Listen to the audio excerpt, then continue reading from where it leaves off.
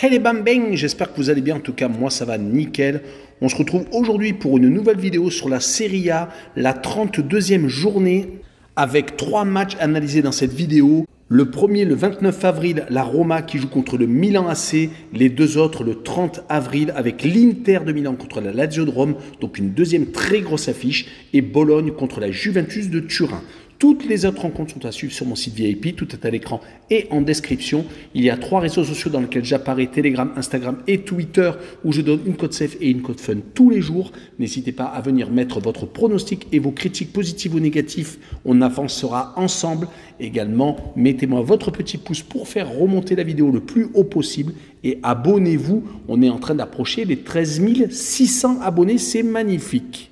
On jette un coup d'œil sur le classement et le premier, Naples, avec 78 points, 17 points d'avance sur la Lazio de Rome qui est second. Donc c'est en train d'être quasiment cuit. Le Napoli va être champion, sauf hallucinant miracle. En tout cas, le troisième est la Juventus de Turin avec 59 points, quatrième le Milan AC avec 56.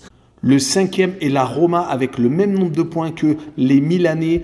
Le sixième est l'Inter de Milan avec 54. Donc, comme vous le voyez, la lutte pour la Ligue des Champions est assez exceptionnelle car le septième, l'Atalanta, avec 52 points, a encore toutes ses chances. Le huitième, Bologne, est vraiment décroché par contre avec 44 unités. En fin de classement, 15e, Empoli avec 32, 16e, Lecce avec 28, 17e, la Spezia avec 27. Avec 26 points, le Lazio est 18e, premier relégable et n'a pas encore perdu toutes ses chances de se sauver. Par contre, ça commence à être compliqué pour la Cremonese qui est 19e avec 19 points et 20e et dernier, la Sampdoria de Gênes avec 17. Et on attaque avec le choc du 29 avril, la Roma contre le Milan AC. La Roma est 5e alors que les Milanais sont 4e et les deux équipes sont à égalité parfaite avec donc 56 points et plus 14 au goal average. Cet affrontement aussi proche de la fin de saison va peut-être délivrer quelques vérités. En tout cas, la Roma vient de s'incliner 3-1 à l'Atalanta de Bergame. Ils se sont quand même qualifiés pour les demi-finales de la Ligue Europa, ayant éliminé le Feyenoord Rotterdam, faisant une très grosse performance, gagnant 4-1 après prolongation. Ils étaient sur les 5 derniers matchs, toutes compétitions confondues, sur 3 victoires et 2 défaites. Ils avaient également perdu contre les Bataves au match aller 1-0, mais ils se sont donc rattrapés au match retour. On notera qu'ils ont réussi à battre le Torino et l'Udinese et ont donc perdu ce duel contre une équipe qui s'est rapprochée d'eux au classement. On n'oubliera pas qu'à la maison, les Romains sont assez solides tout de même, à part la défaite contre Sassuolo le 12 mars.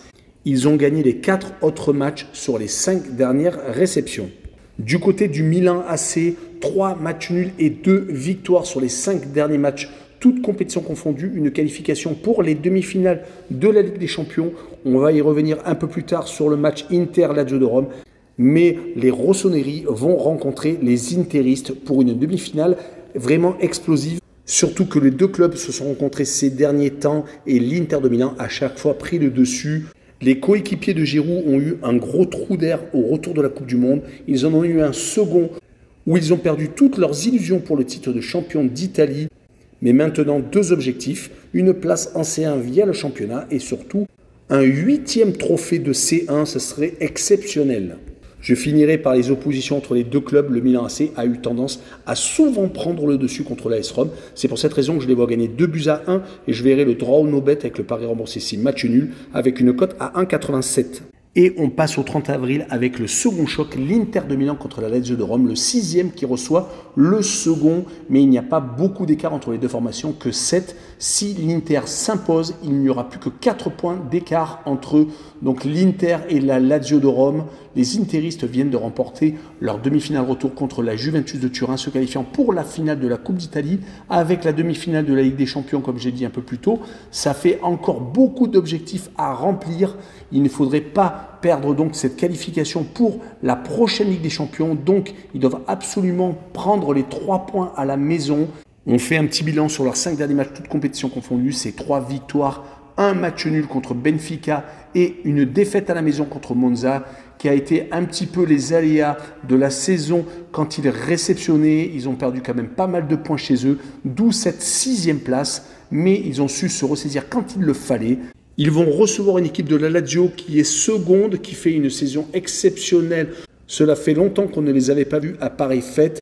Dommage qu'ils n'aient pas pu aller plus loin en Ligue Europa Conférence car ils avaient un calendrier assez ouvert et ils ont été éliminés par l'AZ Alkmaar, un club hollandais. On notera qu'ils viennent de s'incliner dernièrement chez eux contre le Torino 1-0. Sinon, ils restaient sur une série très intéressante de 4 victoires consécutives, dont des succès contre la Roma et la Juventus de Turin. Mais sur cette rencontre, je vois l'Inter de Milan s'imposer 2-1 et je verrai le plus de 2 buts sur le match, une cote à 1,55. Et on finira avec Bologne contre la Juventus de Turin, un autre match le 30 avril. Les Bolognais sont 8e alors que la Juve a récupéré ses 15 points de pénalité pour l'instant. Ils sont actuellement 3e, sont donc placés dans les places qualificatives pour la C1. Ils sont avec 59 points à 2 points du second et ont 3 points d'avance sur le 5e, Rome, qui est pour l'instant donc en dehors des clous. Revenons sur Bologne qui n'a plus grand chose à jouer. Elle a 10 points de retard sur l'Inter de Milan qui est la première formation à avoir une place européenne et ils sont beaucoup trop loin de la zone de relégation. Ils ont 18 points d'avance. En tout cas, l'équipe coachée par Thiago Motta, qui est dans le viseur peut-être du Paris Saint-Germain, a réalisé de très belles performances sur les 5 derniers matchs, toutes compétitions confondues. Ils sont pour l'instant sur 2 victoires contre l'Udinese et à l'Atalanta de Bergame 2-0, 2 matchs nuls contre la Salernitana et l'AC Milan quand même. Et ils viennent de perdre par contre 2-1 contre le Hellas Vérone, perdant leurs dernières illusions pour une place européenne. Leur adversaire du soir est la Juventus de Turin. Ils viennent donc de récupérer leurs 15 points de pénalité, ce qui les fait remonter sur le podium. Mais ces derniers temps, c'est assez compliqué. 3 défaites et 1 match nul sur les 5 derniers matchs, toutes compétitions confondues. Heureusement qu'ils ont réussi à battre le Sporting de Lisbonne au match aller, car ça leur a permis de se qualifier pour les demi-finales de cette Coupe européenne. Mais sinon, leur dynamique est en train de chuter. Une élimination donc en demi-finale chez l'Inter 1-0 alors qu'ils avaient fait 1 but partout au match aller. Et en Série A, ils restent tout de même sur 3 défaites consécutives contre la Lazio, Sassuolo et Naples qui s'est imposé donc dans le Piémont.